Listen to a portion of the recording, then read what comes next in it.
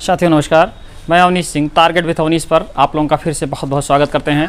साथियों, इकोनॉमी में अभी हम क्वेश्चन आंसर करा रहे थे, आज भी क्वेश्चन आंसर कराएंगे, लेकिन कुछ महत्वपूर्ण चीज़ें हैं जो कि हमें पढ़ाना बाकी रह गया था। जैसे भारत में बैंकिंग, तो बैंकिंग हम पढ़ाने के बाद कुछ क्वेश्चन फिर कराएंगे क्वेश्चन आंसर, और उसके बाद बचे हुए इंपॉर्टेंट क्वेश्चन करेंगे। तो सबसे पहले है भारत में बैंकिंग।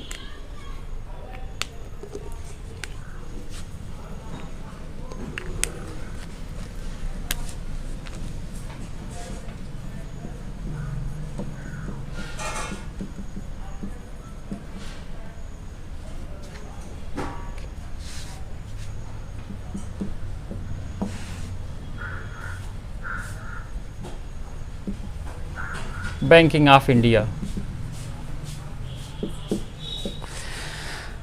भारत में बैंकिंग, जो हम बैंक का विकास थोड़ा सा देख लें। बैंक के विकास के बाद हम देखेंगे कि कैसे कैसे डेवलपमेंट हुआ।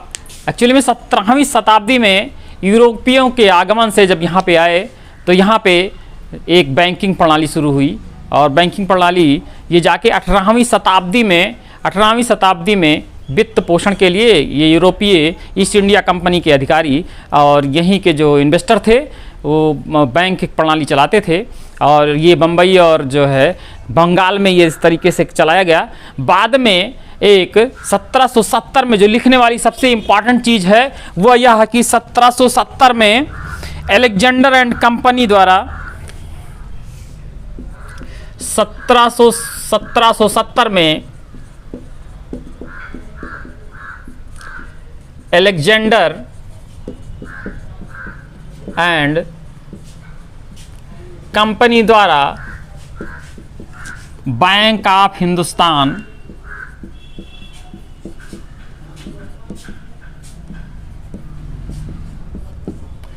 बैंक ऑफ हिंदुस्तान 1770 यह सबसे पहला बैंक स्थापित किया गया। उसके बाद भारत में 18वीं शताब्दी में 1806 में बैंक ऑफ बंगाल, 1840 में बैंक ऑफ बॉम्बे और 1843 में बैंक ऑफ मद्रास का गठन किया गया। इन तीनों के गठन के बाद भारत में बैंकिंग प्रणाली शुरू हुआ। और भारत में यदि कहा जाए कि सबसे पहले स्थापित बैंक कौन सा था, तो भारत में सबसे पहले स्थापित बैंक ऑफ बंगाल था। बंगाल के बाद ये सबसे पहले 1921 में, ये भी बहुत इम्पॉर्टेंट है, 1921 में ये जो तीनों बैंक थे, हम तीनों बैंक का नाम लिख दे रहे हैं। 1806 में बैंक ऑफ बंगाल, 1840 में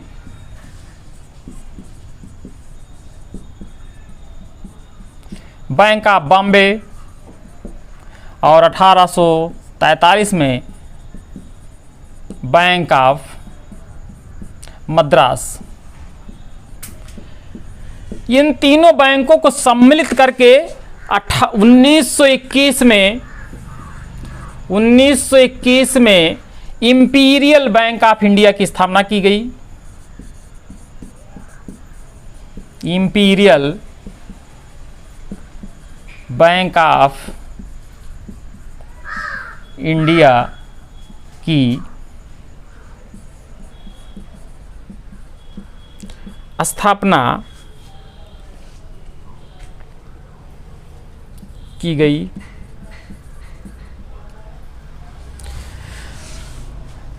ये बैंक ऑफ इंडिया जो 1921 में इंपीरियल बैंक ऑफ इंडिया की स्थापना की गई थी, यह 1 जुलाई 1955, यही 1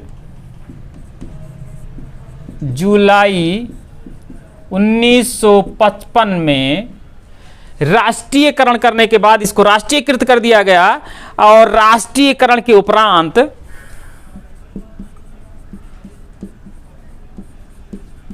राष्ट्रीयकरण के उपरांत 1 जुलाई 1955 को इंपीरियल बैंक ऑफ इंडिया का राष्ट्रीयकरण के उपरांत इसका नाम बदलकर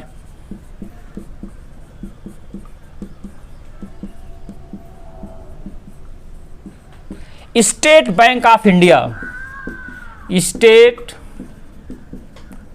बैंक ऑफ इंडिया रखा गया।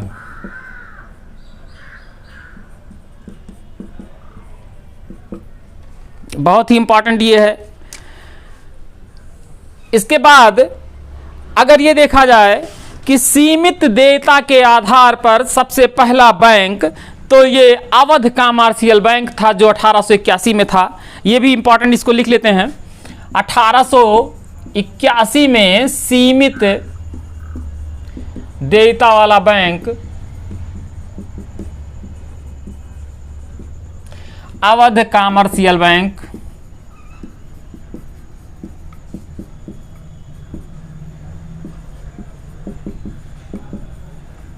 Awadh commercial bank. उसके बाद अगला बहुत ही इंपॉर्टेंट है, भारतीयों द्वारा संचालित सबसे पहला बैंक, भारतीयों द्वारा संचालित सबसे पहला बैंक, ये इसका नाम है bank of Punjab national bank. पहला बैंक है पंजाब नेशनल बैंक।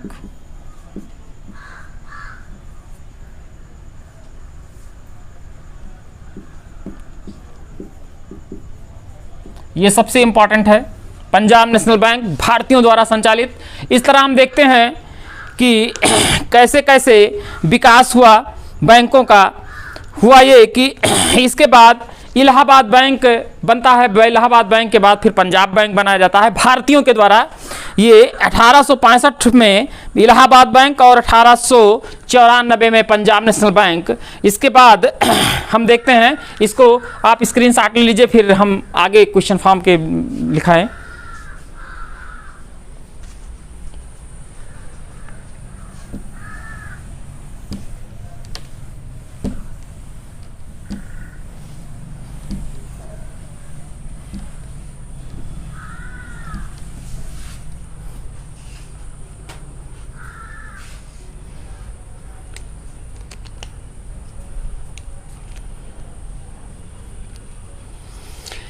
पहला प्रश्न अगर हम देखा जाए तो लिख दें, आरबीआई ने अपना कार्य कब प्रारंभ किया था? आरबीआई ने अपना कार्य कब आरंभ किया था?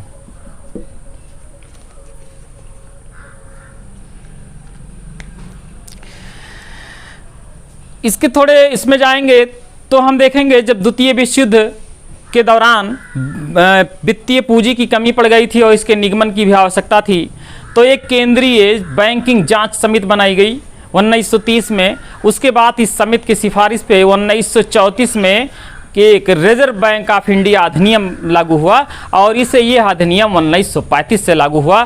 तो वही हम लिख लेते हैं, अगर आरबीआई ने अपना काम कब प्रारंभ किया तो यहाँ पे लिखा जाएगा 1935 में, जो इसका उत्तर होगा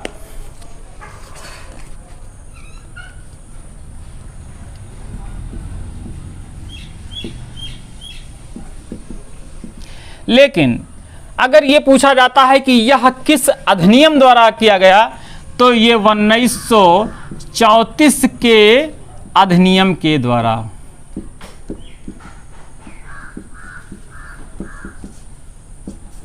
बहुत इंपॉर्टेंट ये है, आरबीआई ने अपना काम शुरू किया था, बहुत ही इंपॉर्टेंट है। उसके बाद आरबीआई का 1 जनवरी 1949 को आरबीआई का राष्ट्रीयकरण कर दिया गया। बहुत ही इंपॉर्टेंट ये भी सवाल है। 1 जुलाई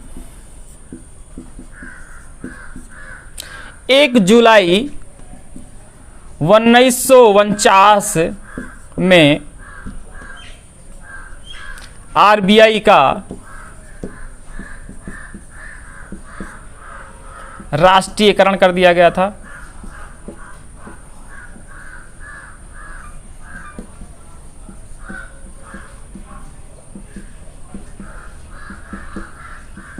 या इसको हम इस तरह भी लिख सकते हैं कि किस 1 जुलाई को राष्ट्रीयकरण कर दिया गया और किस अधिनियम के द्वारा इसे पारित किया गया और किस अधिनियम राष्ट्रीयकरण कर दिया गया और किस अधिनियम द्वारा इसका राष्ट्रीयकरण कर दिया गया।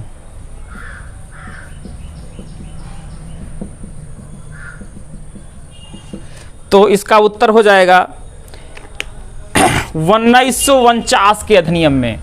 उत्तर हो जाएगा 1949 के अधिनियम के द्वारा।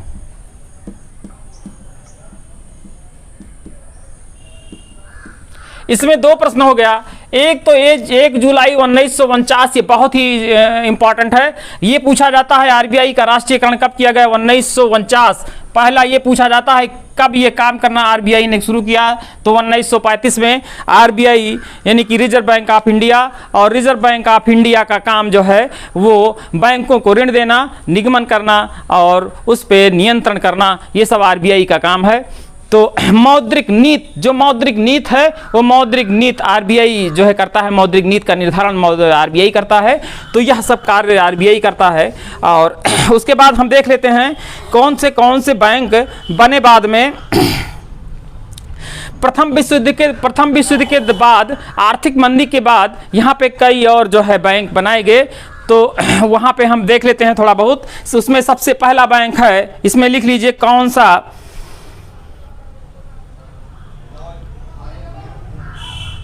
भारत में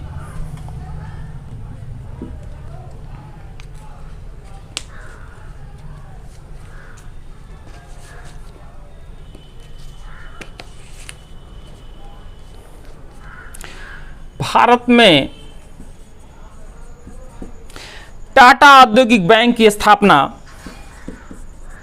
टाटा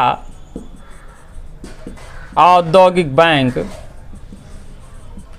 की स्थापना कब की गई थी?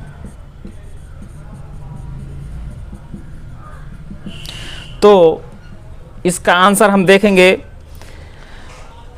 1917 में। इसका आंसर होगा 1917। एक्चुअली में 1913 से लेकर 1917 के बीच में प्रथम विश्व युद्ध चल रहा था, आर्थिक मंदी का दौर चल रहा था, भारत में वित्त और पूंजी की कमी पड़ी थी। तो यहाँ पे टाटा औद्योगिक बैंक की स्थापना की गई थी। उसके बाद एक प्रश्न यहाँ पे हम और देख लेते हैं, केंद्रीय बैंक का सर्वाधिक महत्वपूर्ण काम क्या है? आरबीआई को केंद्रीय बैंक भी कहा जा सकता है, तो ये जान लीजिए। उसके बाद हम कर लेते हैं प्रश्न, लिख लेते हैं केंद्रीय बैंक का सर्वाधिक महत्वपूर्ण कार्य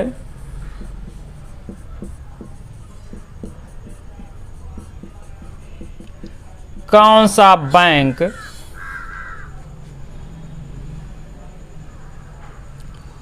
सबसे महत्वपूर्ण कार्य कौन सा है, या कौन से बैंक द्वारा किया जाता है, या कौन सा है? तो इसका उत्तर हम देख लेते हैं यहीं पर। देश में मुद्रा का निर्गमन करना। उत्तर हो जाएगा देश में मुद्रा का निर्गमन करना।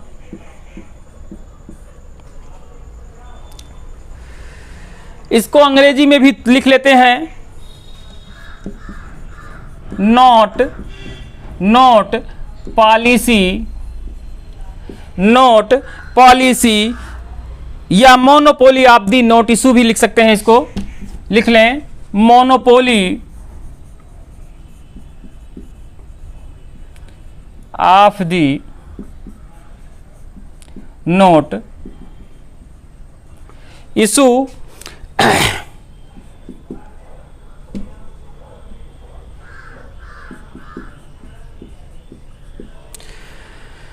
Monopoly of note issue, monopoly of note issue, इसको कर सकते हैं देश में पत्र मुद्रा का निर्गमन।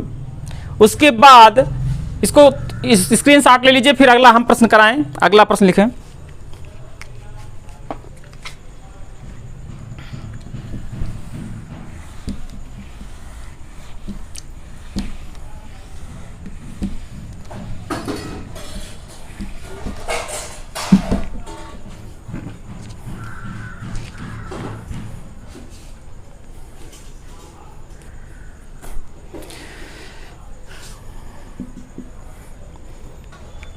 बहुत ही इंपॉर्टेंट सवाल है, ये प्रश्न है। भारत में केंद्रीय बैंक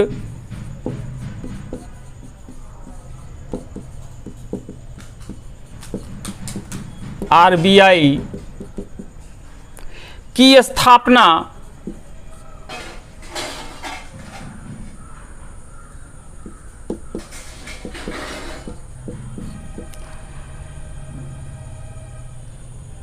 के निमित्त प्रथम प्रयास किस आयोग द्वारा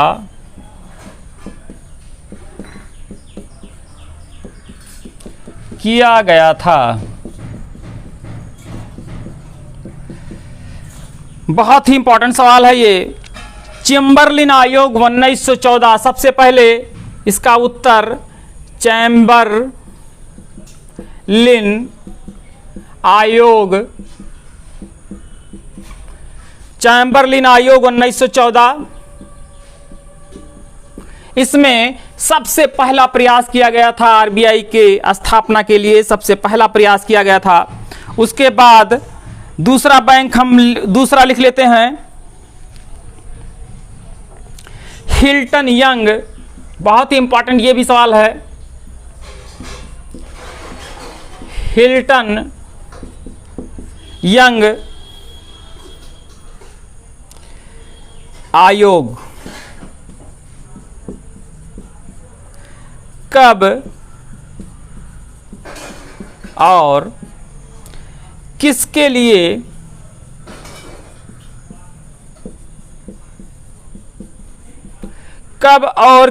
लिए गठित किया गया था? गठित किया गया था। बहुत ही इंपॉर्टेंट सवाल है ये भी, क्योंकि इसी हिल्टन आयोग से केंद्रीय बैंक जो बना था, केंद्रीय बैंक की स्थापना का सुझाव दिया गया था। तो उत्तर में हम लिख लेंगे 1926 में एक केंद्रीय बैंक की स्थापना हेतु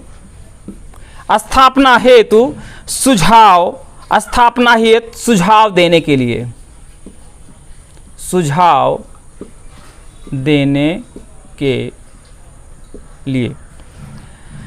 उसके बाद हम फिर इसका देख लेते हैं। अगला सवाल है, किस समिति की सिफारिश पर आरबीआई ने प्रत्येक 2 माह पर मौद्रिक नीति की घोषणा प्रदान की थी? ये अभी हाल ही में उर्जित पटेल के द्वारा प्रत्येक 2 माह में मौद्रिक नीति का जो है वो शुरू किया गया था।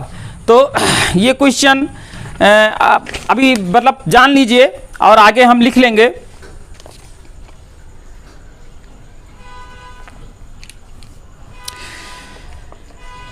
कुछ और इंपॉर्टेंट प्रश्न हम करते हैं इसके बाद।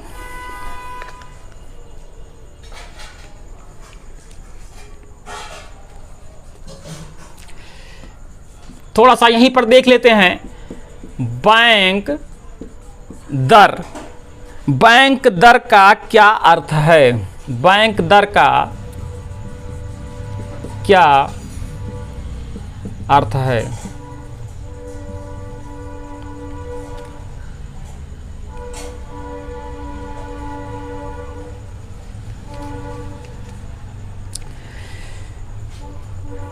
इसको अभी हम लिख ले रहे हैं, बाद में बैंक दर हम समझाएंगे अलग से, CRR और बैंक दर सब अलग से समझाएंगे, लेकिन अभी हम फिलहाल छोटे उत्तर के रूप में लिख ले रहे हैं।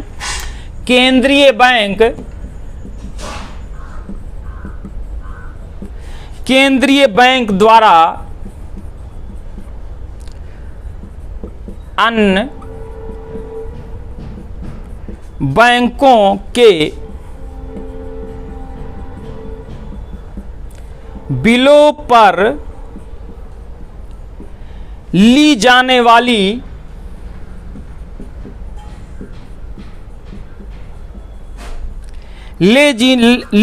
वाली पुनर्कटौती की दर, पुनर्कटौती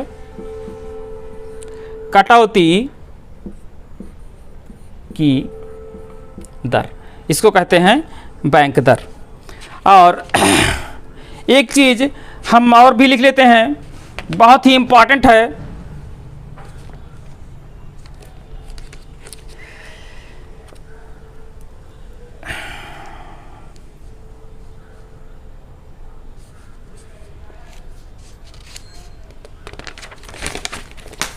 ये हिल्टन यंग आयोग बहुत ही इंपॉर्टेंट है। इसके बाद हम अगला प्रश्न लिखते हैं। बहुत ही इंपॉर्टेंट है अगला सवाल। भारतीय रिजर्व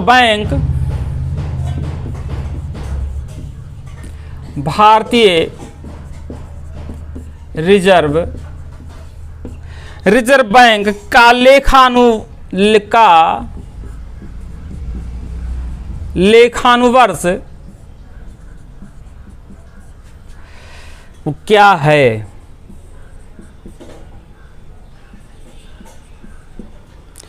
तो इसका उत्तर हो जाएगा 1 जुलाई से 30 जून।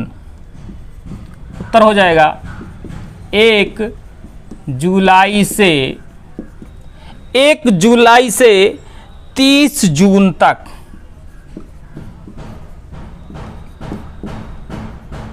बहुत ही इंपॉर्टेंट ये सवाल है।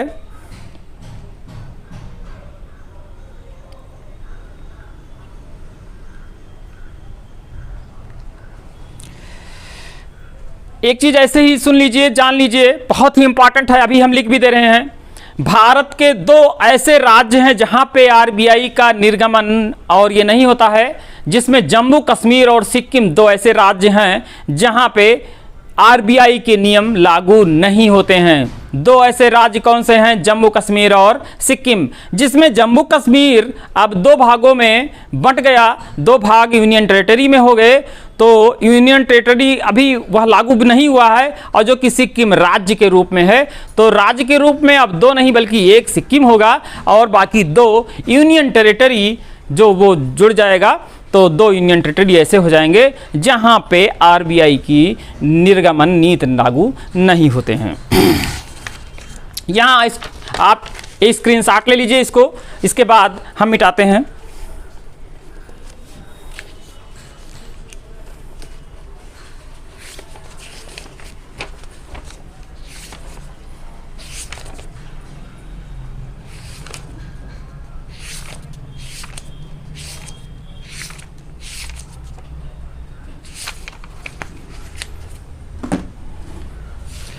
एक बार इसका हम क्विक रिवीजन करके इसको हम मिटा रहे हैं।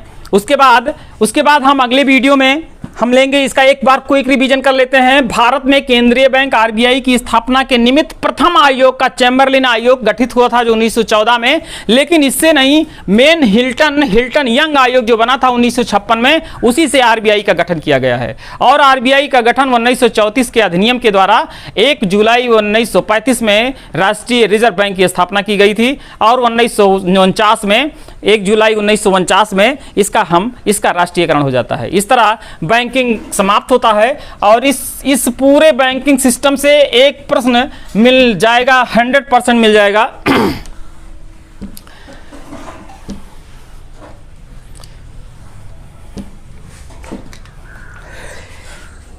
सबसे पहले मैंने बताया कि हिंदुस्तान बैंक ऑफ हिंदुस्तान जो सबसे पहले आया था, यूरोपियों के द्वारा किया गया था 1770 में बैंक ऑफ हिंदुस्तान, जो कि अलेक्जेंडर एंड कंपनी के नाम से जो बैंक हिंदुस्तान बैंक के नाम से हुआ था। उसके बाद 18वीं शताब्दी में हम देख रहे हैं कि सबसे पहले 1806 में बैंक ऑफ बंगाल, 1840 में बैंक ऑफ बॉम्बे और 1843 में बैंक ऑफ मद्रास का गठन किया गया था। बाद में इन तीनों बैंकों को मर्ज करके 1921 में एक इंपीरियल बैंक ऑफ इंडिया की स्थापना की गई थी, जो कि 1955 में इसी इंपीरियल बैंक ऑफ इंडिया का नाम बदल के स्टेट बैंक ऑफ इंडिया रख दिया गया था। उसके बाद भारत में और भी बैंक बने, इलाहाबाद बैंक, पंजाब बैंक और भी बैंक बने। और एक चीज़ और, भारत में पूर्ण रूप से भारतीयों द्वारा चलाया गया सबसे पहला बैंक